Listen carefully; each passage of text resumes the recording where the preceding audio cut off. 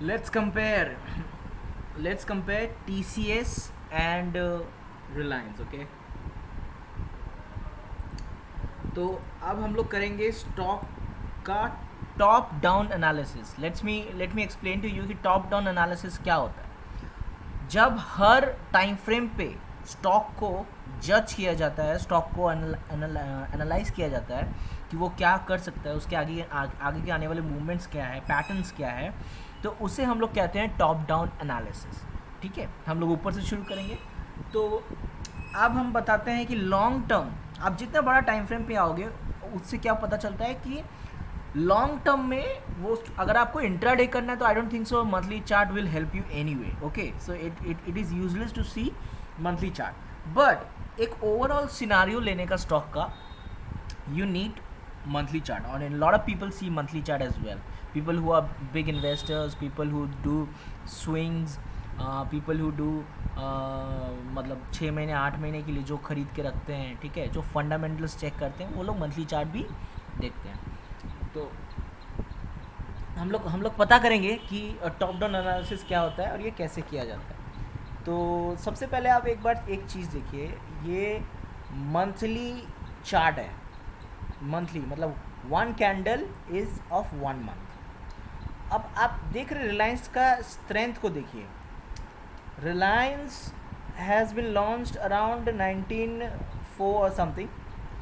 उस समय कंसोलिडेट किया थोड़ा सा, यहाँ पे एक रैपिड ग्रोथ दिखाया इसने. यू कैन सी दिस, इस जगह पे इसने रैपिड ग्रोथ दिखाया, consolidate, rapid growth, growth, growth. Then इस पर्टिकुलर जगह से रिलायंस बूम्ड. तो ये रिलायंस कब से बूम होना शुरू हुआ, ठीक है, 2004 से लेके ओके 159 था price. It has gone to straight 731. Now you can see फिर रिलायंस में एक बहुत अच्छा डाउनफॉल आया. ये जो डाउनफॉल है ये 2008 का रिसेशन जो हुआ था उसका है, ठीक है. Then Reliance has been on a consolidation zone for a longer period of time. You can see this, यहाँ से लेके यहाँ तक रिलायंस मतलब 2009 से लेके 2016 and 17 तक Reliance was against consolidation. Then boom. Now if you see this particular downfall is the downfall of coronavirus, एक पैंडमिक के दौरान जो हुआ था. तो अब मंथली चार्ट देख के मैं क्या समझता हूँ, मैं मंथली चार्ट जब हम लोग देखते हैं तो हम लोग स्टॉक की ओवरऑल स्ट्रेंथ को समझने की कोशिश कर रहे हैं. और रिलायंस एक बहुत ही अच्छे स्ट्रेंथ का स्टॉक है. मतलब रिलायंस हैज़ स्टॉक ऑन, मतलब if you invest in Reliance your money is safe, और I would say safer than most of the stocks if your goal is long term. अब आप एक देखो, रिलायंस ने again, Reliance is on a consolidation zone for a few moment. अब I am expecting Reliance to even या तो break down करेगा या तो ब्रेक आउट करेगा. और अगर दोनों में से कुछ भी करे मेरे भाई, कुछ भी करे, Reliance is going to boom. Reliance कम से कम 3500 तक जा सकता है within next financial year. I am assuming this 3500 is a huge target. But Reliance जब भी ऊपर गया है, मतलब एक कंसल्टेशन जोन के बाद, या तो ये हो सकता है कि ये जो जोन है ये कंटिन्यू हो और ये रिलायंस कंसोलिडेट ही करता रहे, या फिर ऐसा भी हो सकता है कि रिलायंस ब्रेकआउट दे दे नीचे की तरफ और एक अच्छा फिर हम लोग को पुल बैक देखने को मिले टिल 1600, 1700 और 1800, ठीक है. But I don't, the just chances कम है उसमें, बिकॉज इफ़ यू सी, आप अगर मंथली चार्ट देखोगे, Reliance has never been on a down trend for a longer period of time. Reliance has never been on a down trend for a longer period of time. ये कोई समझना नहीं चाहता है. मैं सिर्फ रिलायंस में इसलिए करता हूँ बिकॉज अगर जब हम लोग स्टॉक मार्केट में आते हैं ना, तो 2 से 5 साल एक साइकिल जो होता है, एक मार्केट का पूरा साइकिल, वो गुजरना देना चाहिए. तब आपको मार्केट ओवरऑल बहुत अच्छे से समझ में आने लगता है. तब आपके लिए ईजी हो जाता है मार्केट को प्रिडिक्ट करना, मार्केट में ऑर्डर्स पुट करना, मार्केट में मतलब तब आप सिर्फ वो चीज़ का इंतज़ार करते हो जो आपके लिए वर्क करता है. मतलब तब तक आपको एक ट्रेडिंग प्लान, आपका ट्रेडिंग स्टाइल, आप स्टॉक को डिस्कवर नहीं करते हो, आप खुद को डिस्कवर कर लेते हो कि आपको मार्केट में करना क्या है, ठीक है। तो आप देख सकते हो कि रिलायंस एक बहुत अच्छा स्ट्रेंथ में है। अब हम लोग बात करते हैं आईटीसी की। बहुत चर्चा का स्टॉक है ये, बहुत चर्चा का विषय बना हुआ है आईटीसी। डाउन ट्रेंड में गया है, बहुत दिन से मूवमेंट नहीं है, स्लो मूवमेंट है, मगर फिर भी people have been talking about ITC a lot. अब देखो सेम रिलायंस की तरह ही इसका जब स्टार्ट हुआ था आईपीओ, जब लॉन्च हुआ था, इट हैज़ गॉन वेरी मतलब ग्रेट अप ट्रेंड, पूरा रिलायंस की तरह ही है, पूरा रिलायंस की तरह, ठीक है। Up trend actually it has never gone down. If you see even 2008 के रिसेशन में भी it has not gone down too much, okay. But now I don't think so कि पता नहीं आईटीसी में क्या हुआ। If you see 1 month, 2 month, 3 month, 4 month, 5 months, 6 months, 7, 8, 9, ITC पिछले 8-9 महीनों से एक बहुत अच्छा डाउन ट्रेंड में है, वो भी क्या मंथली चार्ट में।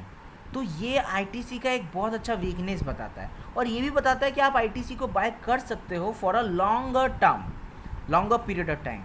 इन्वेस्टमेंट्स फंडामेंटली मैं बता रहा हूँ, क्योंकि आईटीसी में I don't think so there is any issues with the management. I am not aware of fundamentals because मैं फंडामेंटल्स नहीं करता। मैं चार्ट देख के जो बता रहा हूँ कि चार्ट में आईटीसी ने यहाँ पे सपोर्ट ले लिया है, ठीक है।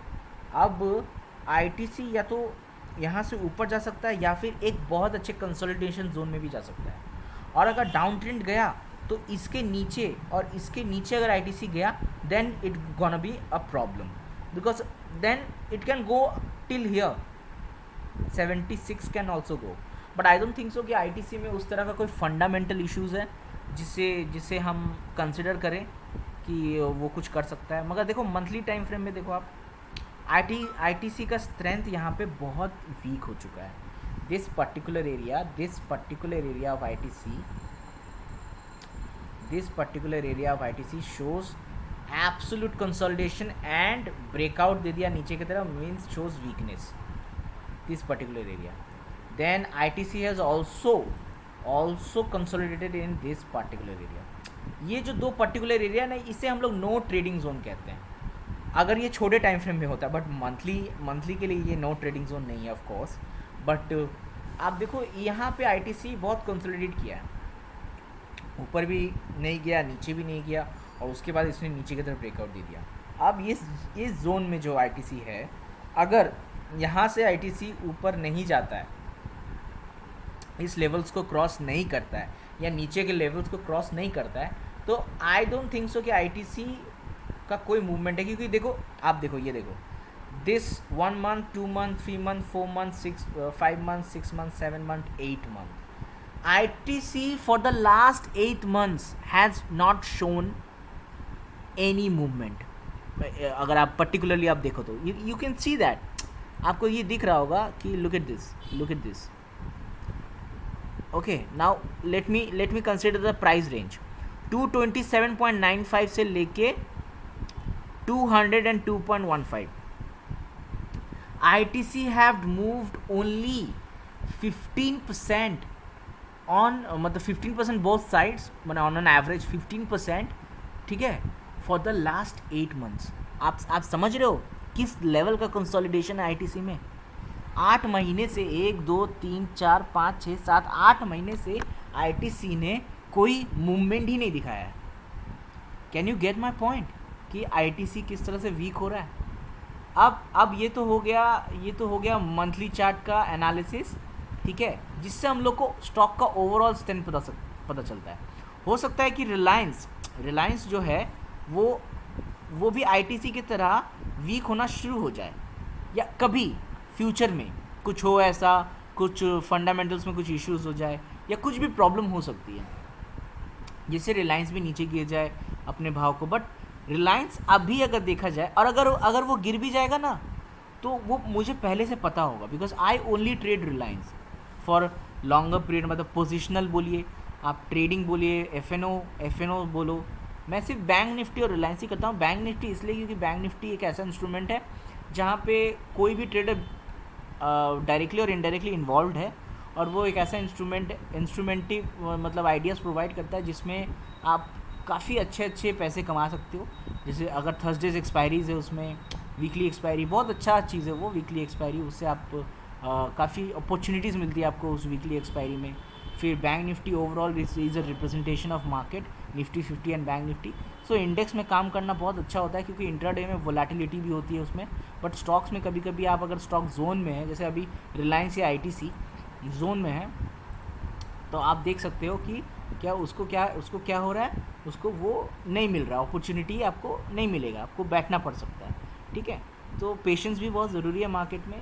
हर लोगों के पास पेशेंस नहीं होता है, लोग आते ही समझते हैं कि कुछ ना कुछ करना चाहिए। तो ये हो गया मंथली चार्ट। अब हम लोग आते हैं, मैं मंथली चार्ट करता हूँ। ठीक है, वीकली पे आते हैं। वीकली पे एक बहुत अच्छा जोन जो मैंने मार्क किया हुआ है, ठीक है, आप देखो एक ट्रायंगल पैटर्न बना रहा है, एंड आई एम एक्सपेक्टिंग कि ये लेवल क्रॉस करे और बहुत अच्छा भाव दिखाए मुझे। तो I hold a position in Reliance, ठीक है, इक्विटी कैश में, और एफ.एन.ओ में मैं I will go if it cross this particular thing. एक अच्छा सा एस.एल लगा के I will go for 4 weeks, let's see कि व्हाट हैपन्स। ठीक है, अब नेक्स्ट बात करते हैं, आपका वीकली हो गया। डे का बात करते हैं। ठीक है, ये आपका डेली चार्ट हो गया। तो वीकली, मंथली, डेली, तीनों में से अगर आप वीकली देखो तो मंथली देखने की कोई ज़रूरत नहीं है। अगर आप डेली देख रहे हो तो 1 आवर देखने की कोई ज़रूरत नहीं है, और अगर आप 30 मिनट्स देख रहे हो तो 50 मिनट्स देखने की कोई ज़रूरत नहीं है। मतलब हर एक मिनट यू कैन नॉट सी ना।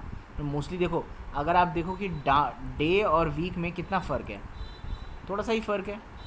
ठीक है, अगर हम लोग जूम आउट करते हैं तो अब थोड़ा सा ही फ़र्क है।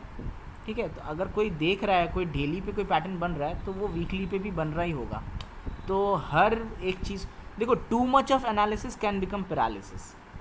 तो टू मच ऑफ एनालिसिस नहीं करने का। ठीक है, बेसिक सही होना चाहिए आपका, तब आप इसमें क्या करते हो, पैसे बना सकते हो। बेसिक सही होना चाहिए। डेली हो गया।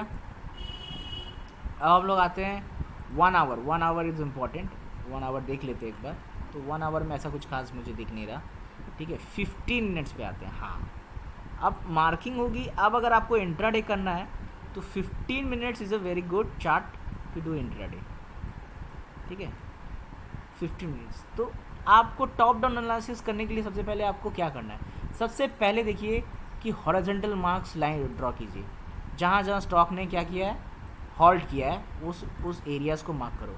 और अगर आपको अगर आप किसी एरियाज़ को रिकन्सिडर कर रहे हो, आपको ऐसा लगता है कि ये इसका रेजिस्टेंस हो भी सकता है, नहीं भी हो सकता है, ये इसका सपोर्ट हो भी सकता है, नहीं भी हो सकता है, तो वो उसका सपोर्ट नहीं है मेरे दोस्तों।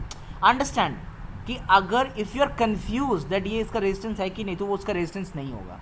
अगर आप कंफ्यूज हो वो उसका सपोर्ट है कि नहीं, कि तो वो उसका सपोर्ट नहीं होगा। मैंने कितनी जल्दी मार्क किया, बिकॉज इसमें there isn't too much of thinking, there isn't really. आप देखो, इस जगह पे प्राइस आया है, इस जगह पे 2 बार आया है, फिर यहाँ पर भी इसने एज अ रेजिस्टेंस काम किया है 2 बार। ठीक है, आई एम मार्किंग इट। यहाँ पे एक रेजिस्टेंस है, यहाँ पे एक रेजिस्टेंस है, I am marking it as simple. एक और रेजिस्टेंस मुझे दिख रहा है, आई एम मार्किंग दिस। ठीक है, अब now I will see for any pattern, is there any pattern that I can go for. ठीक है, 15 मिनट्स के चार्ट में, जैसे कि जब मार्केट ओपन हुआ था, ठीक है, तो मैंने क्या किया था, मैं ये बात बता रहा हूँ आपको फ्राइडे की। ठीक है, लास्ट फ्राइडे जो हुआ था, जब मार्केट ओपन हुआ तो मैंने इसका टॉप मार्क किया। ठीक है, और इसका ये बॉटम मार्क किया। ठीक है, अब नाउ आई एम एक्सपेक्टिंग कि मार्केट ऊपर की तरफ जाए या नीचे की तरफ जाए। मार्केट ने यहाँ पे ओपन किया तो 2125 एक ब्रेकआउट दिया 2125.50 पे, और मेरा अगला टारगेट, मेरा हॉरिजॉन्टल लाइन ये है। तो I am expecting up to this. ठीक है, मतलब almost 23-24 points, which is quite 1% of this particular stock. तो सब आप देखो, चीज़ें मिल जा रही है, कड़ी से कड़ी मिलाओगे तो मिल जाएगी। ठीक है, अच्छा ब्रेकआउट दिया, 1% का टारगेट बन रहा है मेरा। ठीक है, और नेक्स्ट हॉरिजॉन्टल लाइन भी 1% तक ही है। तो it's a good trade, it's a win win trade, go for it. अगर लॉस होता है तो ये अप टू दिस 21 21 का लॉस आप लेके you can go for it. तो अब बात करते हैं इसकी क्या बन रहा है इसका। अगर हम लोग बात करें कि अगर हम इसमें लॉन्ग पोजीशन ले somewhere around this would be my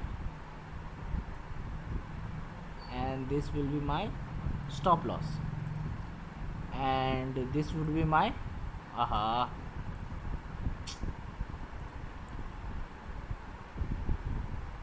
hold on, long position I've taken, entered from 2125.95. this is going to be my stop loss and this is going to be my take profit. Look at the risk to reward ratio, 4.24. Isn't it a good trade? Of course it is a good trade. Of course it is a good trade. तो इस तरह से हम लोग top down analysis करते हैं। अब हम लोग क्योंकि because I am comparing, so let's compare ITC as well. ITC 15 minutes, look at the candles. Okay, now quick resistance and support draw, ठीक है, quickly। अगर आपको टाइम लग रहा है रेजिस्टेंस सपोर्ट ड्रॉ करने में, then bro that's not resistance support, ठीक है। रेजिस्टेंस सपोर्ट का मतलब क्या होता है पता है? कि जहाँ पे प्राइस फ्लक्चुएट, मतलब बार बार आके उस जगह को टच कर रही है, वो एक ऐसा सेंसिटिव एरिया है उस चार्ट का जहाँ से प्राइस मूव कर सकती है कोई भी side, means on both sides. अगर उसे क्रॉसओवर मिल जाए, मतलब अगर क्रॉस कर दे, ब्रेकआउट मिल जाए, ऊपर की तरफ जा सकती है। अगर रेजिस्ट कर जाए वहाँ पे, तो वो फिर नीचे की तरफ भी जा सकती है। तो ज़्यादा लंबा वीडियो ना करते हुए आज यहीं तक रखते हैं, ठीक है। अब आप इंट्राडे का मैं एक सिंपल सा स्ट्रैटेजी देके जाता हूँ। आप रेजिस्टेंस ड्रॉ करो, सपोर्ट ड्रॉ करो 15 मिनट के टाइम फ्रेम पे, उसके बाद वेट फॉर अ पैटर्न या फिर वेट फॉर अ कंसोलिडेशन। अगर कंसोलिडेशन का आप वेट करते हो फर्स्ट 45 मिनट्स, अगर आपको कंसोलिडेशन मिलता है, उसका ब्रेकआउट मिल जाता है, तभी आप ट्रेड करो। So wait for a pattern and if you see any pattern like triangle pattern, head and shoulder pattern, trade the patterns, trade it, don't worry, कम क्वांटिटी लो but trade the patterns, because patterns is one of the most important technical elements of technical analysis, और it works most of the time. It works out of, मतलब 10 में 10 बार में 8 बार ये काम करेगा। और जितने लंबे टाइम फ्रेम पे पैटर्न मिलेगा, that would be beneficiary, because the longer the time frame, the more reliable the pattern could be. Okay, so hope you like this video. See you on the next video.